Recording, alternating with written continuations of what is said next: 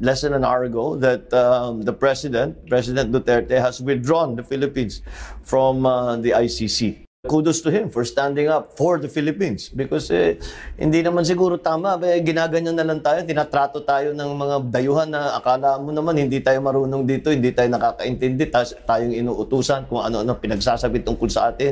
Gagawin nila yung gusto nilang gawin, pero huwag nila sasabihin na kasama tayo at hindi tayo papayag na ay ganun ang trato sa atin. At saka minamata tayo nitong mga puti. We are a mature, sovereign nation with our own ways of doing things, and it is not for them to judge us because we do not judge them.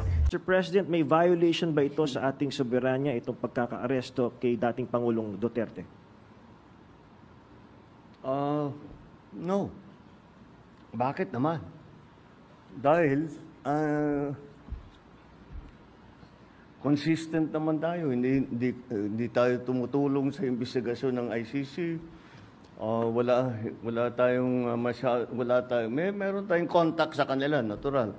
Pero no, not on an official level. We didn't help them in any way.